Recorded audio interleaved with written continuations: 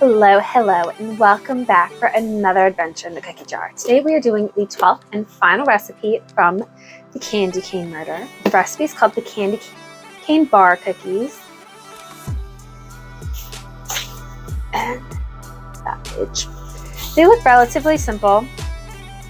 We are baking them right off, so you want to preheat your oven to 350. You're going to want 1 cup of butter, that's 2 sticks, 1 cup white granulated sugar, 1 egg, just whip it up with a fork in a glass.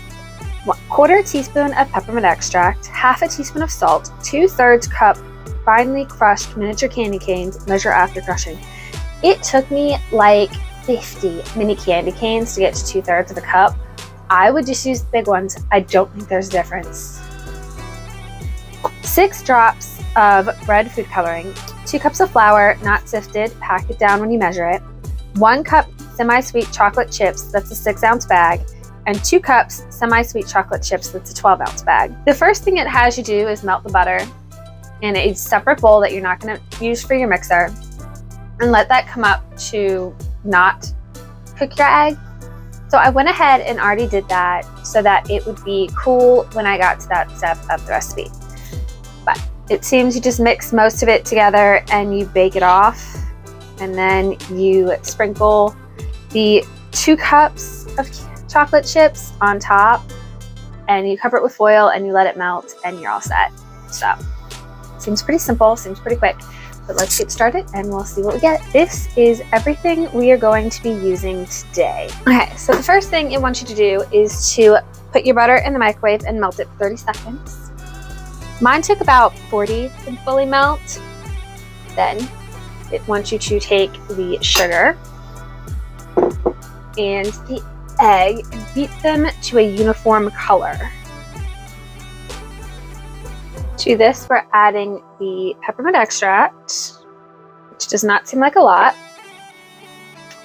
the salt, and the candy canes, which since the 20 seconds ago. Okay, so we're adding our 2/3 of candy canes. And the first time we had to crush the candy canes a couple videos ago, I had crushed them the day before and they'd stuck together real bad. And I thought it was because I had crushed them the night before.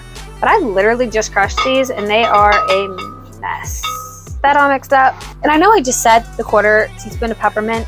It did not seem like very much, but boy, can you smell it. So next thing it wants is 6 drops of red food coloring. Butter feels warm. And it says to drizzle this in on low. That looks good. So now it wants the flour in 1/2 cup increments.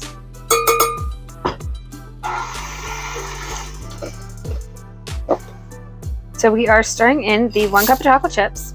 So you should still have your bigger bowl or your 2 cups set aside for later. Now we're just going to get them mixed in. Have our batter done. We want a greased 9x13 pan, and we are just going to spread it evenly into the bottom.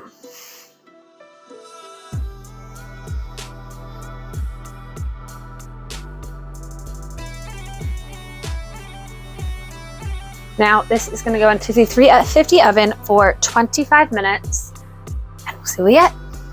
Okay, so it took a lot longer to cook than it said. It's not the firmest on the top, and it is super oily, so I'm not entirely trustful of what this is going to come out with.